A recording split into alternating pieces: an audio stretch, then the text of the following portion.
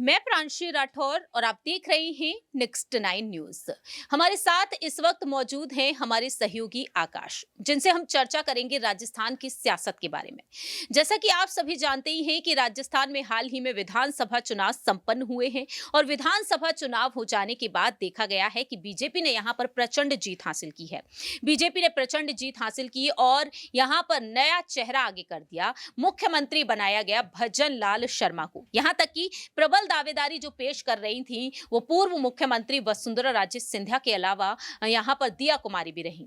लेकिन देखा गया कि वसुंधरा राजे सिंधिया प्रबल दावेदारी पेश करते हुए भी पीछे रह गई, क्योंकि यहां पर बीजेपी ने सभी समीकरणों को साधने के लिए कई दिग्गज नेताओं को आगे कर दिया और अब यह कहा जा रहा है कि केंद्र की सियासत में वसुंधरा राजे सिंधिया को आगे किया जाएगा, क्योंकि जिस तरह से बीजेपी के राष्ट्रीय अध्यक्ष जेपी नड्डा ने बयान दिया कि वह कहते हैं कि 15 से 16 साल का अनुभव है हमारे दिग्गज नेताओं को और ऐसे में हम आने वाले समय में उन्हें एक बहुत ही बड़ा काम देंगे और वह काम करेंगे, बैठेंगे नहीं। यानी कि साफ तौर पर जाहिर होता है कि अब वसुंधरा राजे सिंधिया के लिए कुछ अलग ही सोच विचार करके रखा है। लेकिन वसुंधरा राजे सिंधिया के कड़े तेवर यहां पर कुछ और ही संकेत देते हुए नजर आए हैं, क्योंकि जिस तरह से विधायकों के साथ उनकी रिसोर्ट में बैठक हुई, उनके बेटे दुष्यंत ने विधायकों को रिसोर्ट तक में बंद कर दिया और कहा कि पार्टी कार्यालय नहीं जाना है।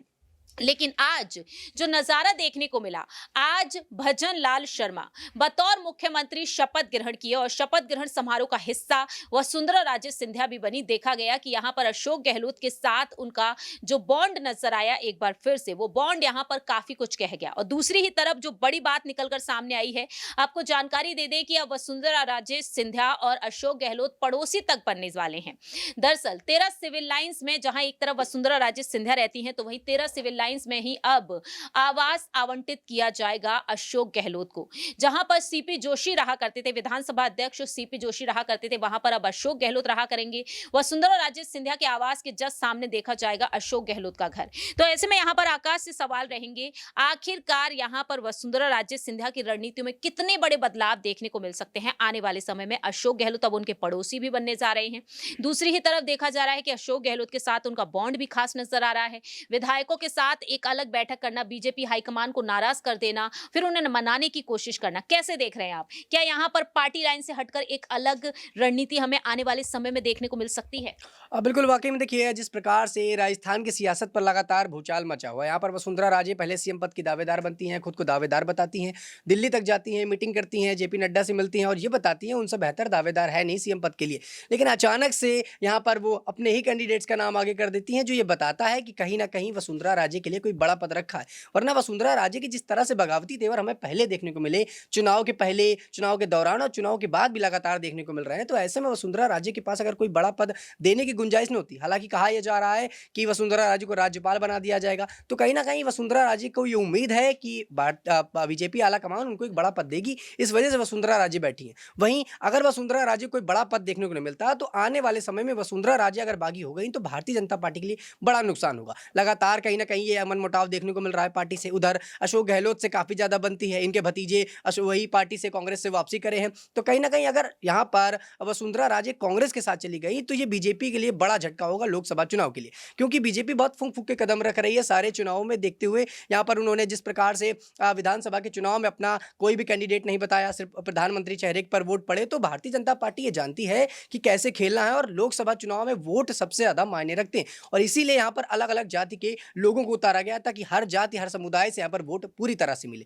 यहाँ लेकिन जी। आकाश, यहाँ पर अगर बात कर ली जाए वसुंधरा राजे के बारे में, क्या वह यहाँ पर जिस तरीके से उन्होंने कहा था बीजेपी हाईकमान से वह जी। मुलाकात करने पहुंची, लेकिन उस मुलाकात से पहले, मुख्यमंत्री का ऐलान करने से पहले फोन पर जो चर्चा हुई थी, उनका कहना रहा कि मैं पार्टी की कार्यकर्ता हूं और मैं आश्वासन देती हूं कि पार्टी लाइन से हटकर कहीं नहीं जाऊंगी। कैसे देख रहे हैं राजनीतिक गलियारों में जो हलचल तेज है, यहाँ पर वह पार्टी हाईकमान को यहाँ पर प्रायोरिटी देती हुई नजर आएंगी? क्या वाकई में बीजेपी को सबसे आगे रखेंगी, या फिर गहलोत साहब के साथ जो उनका रिश्ता काफी ज्यादा खास रहा है, उसे देखते हुए वह अपने कड़े तेवर दिखाती हुई नजर आ सकती हैं? देखिए प्रांशी, वसुंधरा राजे की अगर बात करें, तो वसुंधरा राजे राजस्थान पर अच्छा खासा उनका राजनीतिक स्तर रहा है और काफ़ी समय तक उन्होंने राज भी किया, 2 बार की मुख्यमंत्री रही हैं। तो ज़ाहिर तौर पर है कि वो भारतीय जनता पार्टी जो आलाकमान है उसके साथ जाना पसंद करेंगी। भले ही गहलोत के साथ उनके अच्छे खासे रिश्ते बताए जा रहे हो, अच्छा संबंध बताया जा रहा है, लेकिन पार्टी आलाकमान से कहीं न कहीं नदारद होना वसुंधरा राजे के लिए भी मुश्किलें खड़ी कर सकता है। अगर वसुंधरा राजे यहाँ पर बगावत करती हैं, कांग्रेस के साथ जाती हैं, तो भले ही एक बार वो अपनी पार्टी को यहाँ पर जिता दें या कांग्रेस के साथ मिलकर बीजेपी को झटका दें, लेकिन आने वाले समय में बीजेपी पार्टी लगातार कहीं न कहीं जो अपना वर्चस्व है बना रही। और ऐसे में अगर अपनी ही पार्टी से बगावत करती हैं, तो आने वाले समय में क्योंकि कांग्रेस का स्तर लगातार आप देख रहे हैं किस प्रकार से गिर रहा है। कांग्रेस पार्टी के नेता ये दावा करते हैं कि वो चुनाव जीतेंगे, लेकिन अचानक ऐसे कुछ परिणाम सामने आते हैं जिससे वो नहीं जीतते। तो कांग्रेस पार्टी भले ही वसुंधरा राजे के आने से खुद का खेमा मजबूत कर ले, लेकिन आने वाले समय में वसुंधरा राजे के लिए भारतीय जनता पार्टी ने कोई पद ज़रूर सोचा होगा और ये अंतरकलह की बात जो कही जा रही है, कहीं न कहीं इस पे कुछ और भी चल रहा है। लेकिन जी। गहलोत और वसुंधरा राजे के बारे में आपका क्या कहना है?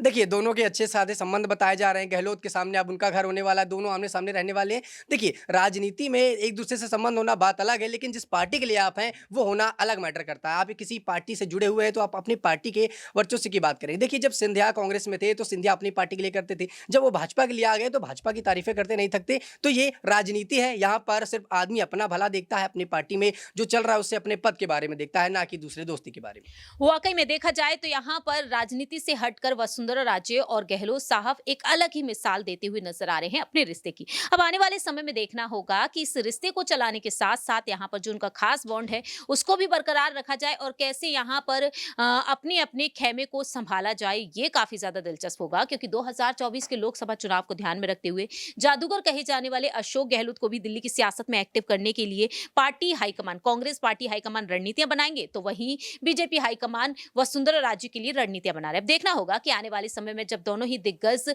आमने सामने नजर आएंगे, कैसे यहां पर बड़ा बदलाव करने में वह सफल होंगे। फिलहाल इस खास रिपोर्ट में इतना ही। बाकी की तमाम अपडेट्स के लिए आप देखते रहिए नेक्स्ट 9 न्यूज।